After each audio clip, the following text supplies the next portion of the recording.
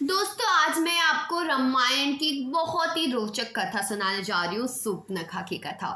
कैसे सूर्पनखा की नाक कटी, कैसे सूर्पनखा खरदूषण के पास गई और खरदूषण आदि का वध कैसे हुआ। बट ये कहानी में मैं आपको कुछ फैक्ट्स बताने वाली हूँ जो आपको आज तक नहीं पता होगा, तो पूरी कहानी ध्यान से सुनिएगा। उससे पहले कमेंट में जल्दी से जय श्री राम लिख दीजिए और वीडियो को लाइक कर दीजिए। सूर्पनखा रावण की बहनी, दुष्ट हृदय दारुण जस अहिनी। पंचवटी सो गई एक बारा, देखी विकल भई जुगल कुमारा। सूर्पनखा नामक रावण की एक बहन थी जो नागिन के समान भयानक और दुष्ट हृदय की थी। वह एक बार पंचवटी में गई और दोनों राजकुमारों को देखकर विकल काम से पीड़ित हो गई।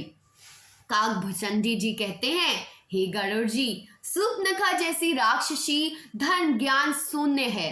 स्त्री मनोहर पुरुष को देखकर चाहे वह भाई, पिता, पुत्र ही हो, विकल हो जाती है। ये ऐसी स्त्री है और मन को नहीं रोक सकती। जैसे सूर्यकांत मणि सूर्य को देखकर द्रवित हो जाती है, ज्वाला से पिघल जाती है। वह सुंदर रूप धरकर प्रभु के पास जाकर और बहुत मुस्कुराकर वचन बोली, ना तुम्हारे समान कोई पुरुष है, ना मेरे समान स्त्री। विधाता ने यह संयोग जोड़ा है तो बहुत विचार से जोड़ा है। मेरे योग्य पुरुष जन्मांतर में नहीं है। मैंने तीनों लोगों को खोज देखा, इसी से मैं अब तक कुंवारी हूँ। अब तुमको देखकर कुछ मन माना। सीता जी की ओर देखकर प्रभु श्री राम ने यह बात कही कि मेरा छोटा भाई कुमार है। तब वह लक्ष्मण जी के पास गई। लक्ष्मण जी ने उसे शत्रु की बहन समझकर और प्रभु की ओर देखकर कोमल वाणी से बोले, हे सुंदरी सुन, मैं तो उनका दास हूँ, मैं पराधीन हूँ, अतः तुम्हें सभीता ना होगा, मतलब सुख ना होगा। प्रभु समर्थ हैं, कौशलपुर के राजा हैं, वे जो कुछ करें उन्हें सफलता है। सेवक सुख चाहे, भिखारी सम्मान चाहे, व्यसनी जिसे जुए शराब आदि का व्यसन हो धन चाहे, और व्याभिचारी शुभ गति चाहे, लोभी यश चाहे, और अभिमानी चारों फल अर्थ धाम काम मोक्ष चाहे। तो ये सब प्राणी आकाश को दुहकर दूध लेना चाहते हैं, अर्थात असंभव बात को संभव करना चाहते हैं। वह लौटकर फिर श्री राम के पास आई। प्रभु ने उसे फिर लक्ष्मण के पास भेजा। लक्ष्मण जी ने कहा, तुम्हें वही वरेगा जो लज्जा को तृण तोड़कर अर्थात प्रतिज्ञा करे त्याग देगा, अर्थात जो निपट निर्लज्ज होगा, मतलब जिसमें कोई शर्म आदि ना हो, वही तुम्हें वर सकता है। तब खिसी आनी राम पही गई, रूप भयंकर प्रगवट भई। सीत ही सभे देखी रघुराई, कहा अनुज संशयन बुझाई। तब वह खिसियाई हुई क्रोधित होकर श्री राम के पास गई और उसने अपना भयंकर रूप प्रकट किया। सीता जी को भयभीत देखकर श्री रघुनाथ जी ने लक्ष्मण को इशारा देकर कहा। लक्ष्मण जी ने बड़ी फुर्ती से उसको बिना नाक कान भिकी कर दिया, मानो उसके हाथ रावण को चुनौती दी हो। नाक कान बिनु भई विकरारा, जनु सर्व सैल गेरु के धारा। खरदूषण पही गई बिल बाता, धिग धिग तव पौरुष बल भ्राता। बिना नाक कान के वह विकराल हो गई। उसके शरीर से रक्त इस प्रकार बहने लगा मानो काले पर्वत से गेरू की धारा बह रही हो। वह विलाप करती हुई खरदूषण के पास गई और बोली, हे भाई, तुम्हारे वीरता को धिक्कार है, तुम्हारे बल को धिक्कार है। उन्होंने पूछा। तब शूर्पनखा ने सब समझाकर कहा। सब सुनकर राक्षसों ने सेना तैयार की। राक्षस समूह झुंड से झुंड दौड़े, मानो पंखधारी काजल के पर्वतों का झुंड हो। वे अनेकों प्रकार की सवारियों पर चढ़े हुए तथा अनेकों आकार के हैं। वे अपार हैं और अनेकों प्रकार के हैं। भयानक हथियार धारण किए हुए हैं। उन्होंने नाक कान कटी हुई अमंगल रूपी सूर्पनखा को आगे कर लिया। अनगिनत भयंकर अशुकन हो रहे हैं, परंतु मृत्यु के वश होने के कारण वे सब के सब उनको कुछ गिनते ही नहीं। गरजते हैं, लड़काते हैं और आकाश में उड़ते हैं। सेना देखकर योद्धा लोग बहुत ही हर्षित होते। कोई कहता है दोनों भाइयों को जीतता ही पकड़ लो, पकड़कर मार डालो और स्त्री को छीन लो। आकाश मंडल धूल से भर गया है। तब श्री राम जी ने लक्ष्मण जी को बुलाकर उनसे कहा, राक्षसों की भयानक सेना आ गई है। जानकी को लेकर तुम पर्वत की कंदरा में चले जाओ, सावधान रहना। प्रभु श्री राम जी ने वचन कहा तो लक्ष्मण जी सुनकर हाथ में धनुष बाण लिए सीता जी सहित चले। शत्रुओं की सेना समीप चली आई। यह देखकर श्री राम जी ने हंसकर कठिन धनुष को चढ़ाया। कोदंड कठिन चढ़ाई, सिर जट जुट बांधत सोखियो, मरकट सयल पर ललट दामिनी, कोटि सो जुग भुजग जियो। कटी कसीनी शंग बिकार, भुज गई चाप बिसिक सुधारी, चितवत मनहु मृगराज, प्रभु गजराज घटा निहारी। कठिन धनुष चढ़ाकर सिर पर जटा का जूड़ा बांटते हुए प्रभु कैसे शोभित हो रहे थे, जैसे मरकमरी के पर्वत पर करोड़ों बिजलियों ने दो सांप लड़ रहे हो। कमर में तट कस कर, विशाल भुजाओं में धनुष लेकर और बाण सुधाकर प्रभु श्री राम राक्षसों की ओर देख रहे थे, मानो मत वाले हाथियों के समूह को आता देखकर सिंह उसकी ओर ताक रहा हो। पकड़ो पकड़ो पुकारते हुए राक्षस योद्धा भाग छोड़कर बड़ी तेजी से दौड़े हुए आए और उन्होंने श्री राम जी को चारों ओर से घेर लिया। जैसे बाल सूर्य उदयकालीन सूर्य को अकेला देखकर मंदे नामक दैत्य घेर लेते हैं।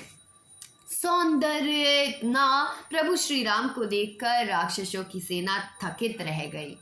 वे उन पर बाण नहीं छोड़ सके।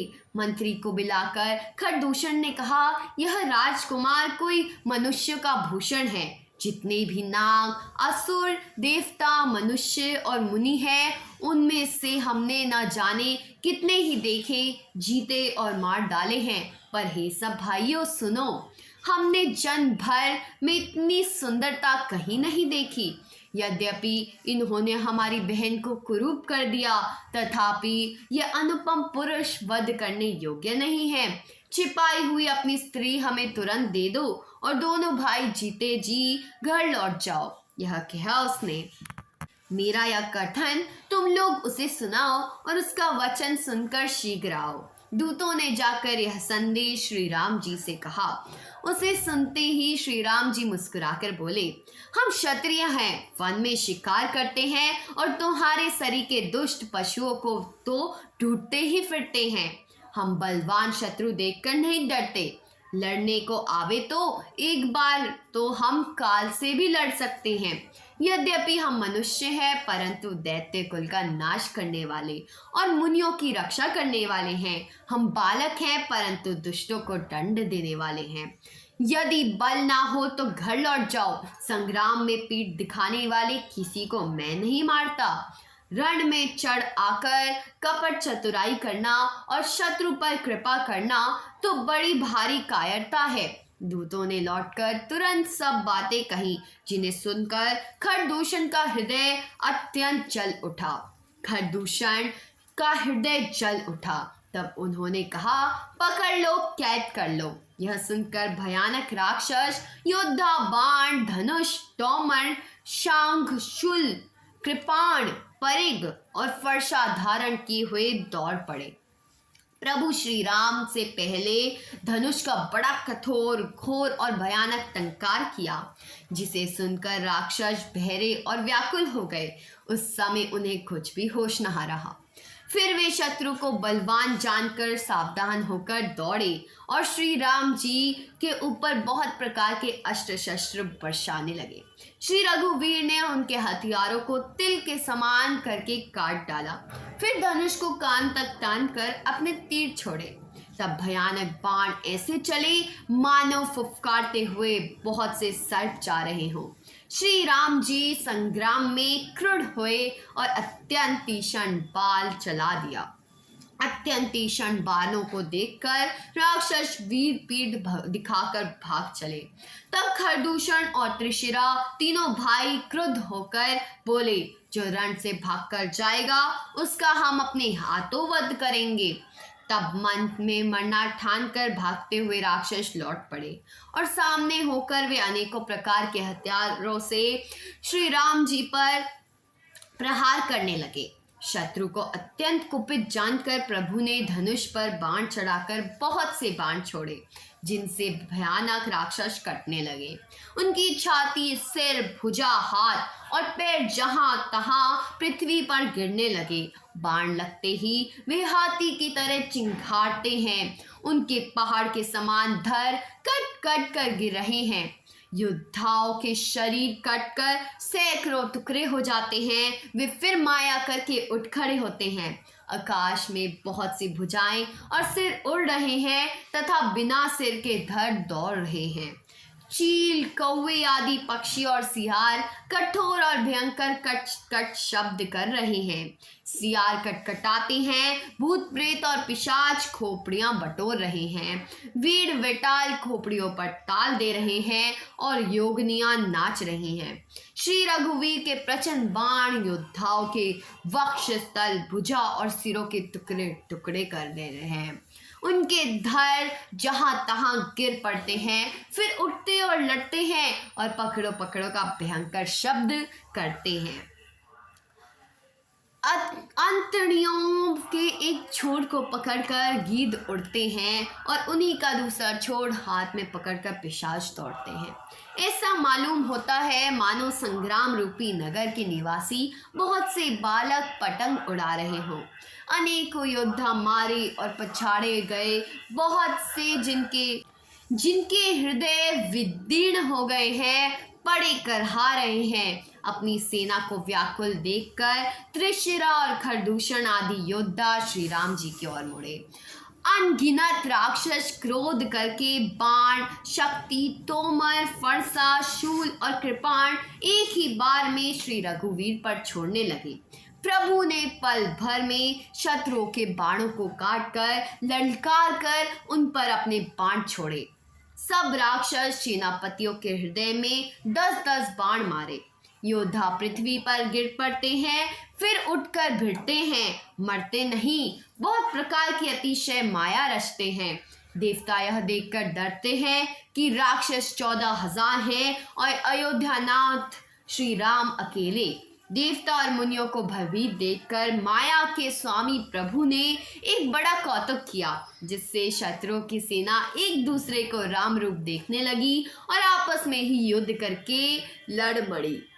राम राम कही तनु तजी पावहि पद निर्बाण, करी उपाय रिपु मारे छन महु कृपा निधान। सब यही राम है, इसे मारो, इस प्रकार राम राम कहकर शरीर छोड़ते हैं और मोक्ष पद पाते हैं। कृपा निधान श्री राम जी के यह उपाय करके क्षण भर में शत्रुओं को मार डाला। देवता हर्षित होकर फूल बरसाते हैं, आकाश में नगाड़े बज रहे हैं। फिर वे सब स्तुति कर करके अनेकों विमानों पर सुशोभित हुए चले गए। जब श्री रघुनाथ ने युद्ध में शत्रुओं को जीत लिया तथा देवता, मनुष्य और मुनि सबके भय नष्ट हो गए, तब लक्ष्मण जी सीता को ले आए। चरणों में चढ़ते पड़ते हुए उनको प्रभु ने प्रसन्नता पूर्वक उठाकर हृदय में लगा लिया। सीता जी श्री राम जी के साम और कोमल शरीर को परम प्रेम के साथ देख रही हैं, नेत्र अघाते नहीं हैं। इस प्रकार पंचवटी में बसकर श्री राम जी देवताओं और मुनियों को सुख देने वाले चरित्र करने लगे।